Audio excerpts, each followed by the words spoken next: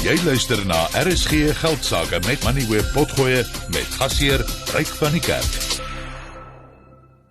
Die residensiële eiendomsmark in Suid-Afrika is al vir 'n hele paar jaar onder geweldige druk. Eiendomspryse het oorwegend stadiger as die inflasiekoers gestyg, wat beteken dat huispryse in reële terme goedkoper word. Die internasionale eiendomsdienste maatskappy Savills het pas sy prima residensiële wêreldstede-indeks bekendgestel en die indeks meet die verandering van luukse residensiële eiendomspryse in 30 stede reg oor die wêreld en een van hierdie stede is Kaapstad. Die indeks wys dat die waarde van hierdie residensiële eiendomme in hierdie 30 stede verlede jaar met gemiddeld 2,2% gestyg het. Die pryse van eiendomme in die Kaap het egter met 3,1% toegeneem. Dit is nominale stygings wat beteken inflasie word uitgesluit. Nou Suid-Afrika se inflasiekoers was verlede jaar sowat 6%, so dit beteken dat selfs hierdie duur eiendomme in reële terme goedkoper geword het. Andrew Golding is op die lyn. Hy is die uitvoerende hoof van Pam Golding. Andrew, thank you so much for your time tonight. Just exactly, what is a prime residential property? Rick, I think it's a very difficult thing to define accurately, but essentially it refers to the top end of residential markets around the world, and particularly in this case from a Savills point of view in terms of cities around the world. It refers to, I suppose, the top 1 or 2% of those markets wherever they happen to be. But these are the top 40 million plus type of properties, I would assume. So I think in terms of what's been happening in Cape Town and the Western Cape generally, there has been an exponential increase in what we would define as the top end of the market. So not that long ago, 50 million was the ceiling, then 100 million became the ceiling, and now around about 200 million is probably where the ceiling is in certain very select properties in the Western Cape and Cape Town in particular. The 3.1% growth achieved, this is in the capital value, it's pretty much in the middle. You know, if we exclude the inflation rate in South Africa, many prime cities around the world saw similar type of increases. Rome 3.3%, Barcelona 3.4%, Milan 2.5%, Lisbon 1.6%. So how do you view this increase in value of 3.1% in Cape Town? From a statistical point of view, it is in the middle of where the Global Cities Index is. Anecdotally, from a Cape Town perspective, there are a number of segments to the very top end of the market. So this doesn't take that into account. I think that what's happened in many cities around the world is that the very top end of those markets are commoditized in dollar terms. And so one is comparing a property in New York with a property in Clifton in Cape Town and comparing those prices on a dollar-based viewpoint. And so from that perspective, the growth rates are comparable. And I think generally speaking, last year was a relatively muted year for a residential property, generally speaking. And so that house price growth number is probably where we would expect it to be. But it is a generalization. There were many outliers which were significantly greater than that and many underperform as well. So I think one's got to be careful to generalize completely. From the report, it's quite evident how cheap Cape Town is. You refer to New York. Now, a square meter of such properties go for around 480,000 Rand in New York.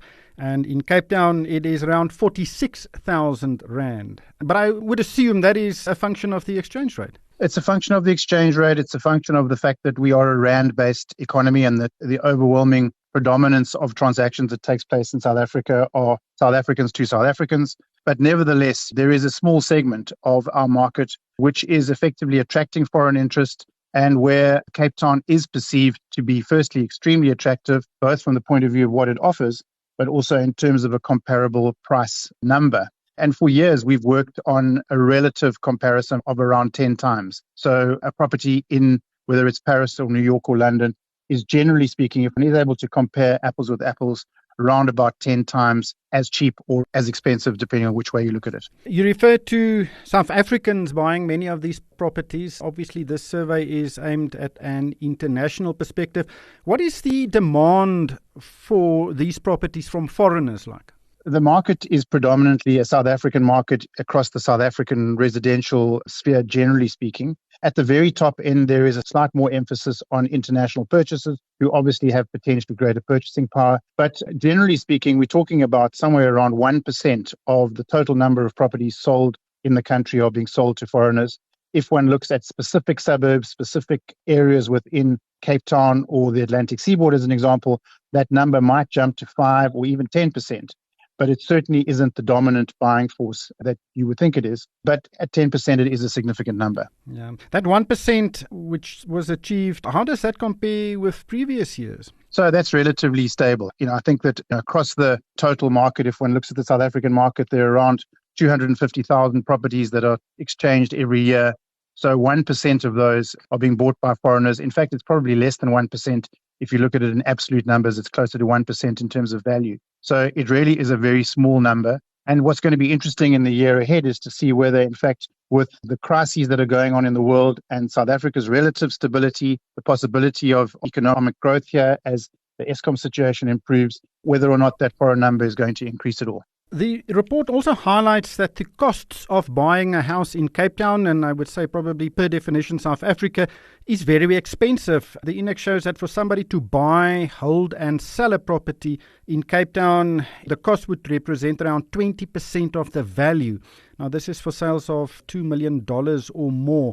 Singapore runs at around 70%, but there are some external factors influencing that. But 20% costs, it seems excessive. So I think our transaction costs have always been relatively high compared to the rest of the world. It is a factor that anyone purchasing here needs to take into account. And that is obviously a purchasing consideration and then a selling consideration. So we normally look to advise people around the fact that the initial transaction costs are somewhere around 8 to 10%, and that then, should you wish to sell later on, one needs to consider that those exiting transaction costs are also around 8 to 10%, but we always advise that property is a long-term hold. So I think one's got to take a view on house price growth over the medium to long term of that purchase.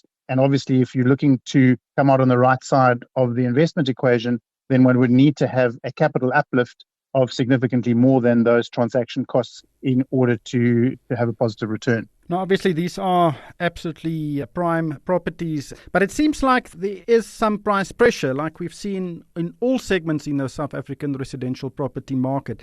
Do you think that's a fair assessment? It's not only the cheaper properties that are facing some headwinds, the more expensive properties are too. So I think that foreigners and locals all do their homework. They certainly inform themselves as to what's happening in the market. The market is fundamentally determined by supply and demand.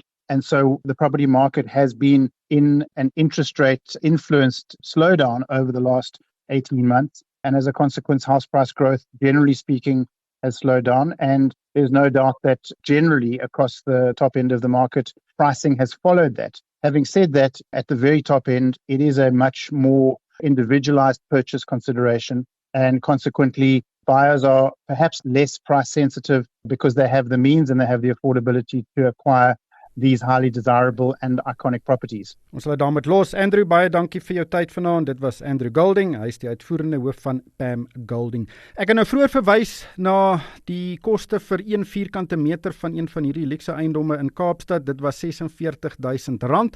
Die duurste eiendom in die wêreld is Hong Kong.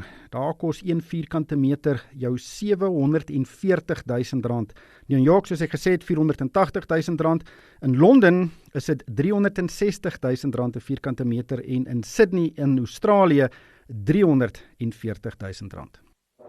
Jy het geluister na RSG Geldsaake met Moneyweb potgoe elke weeksdag om 7 namiddag. Vir meer Moneyweb potgoe, besoek moneyweb.co.za of laai die toepassing af en volg Moneyweb News om dagliks op hoogte te bly.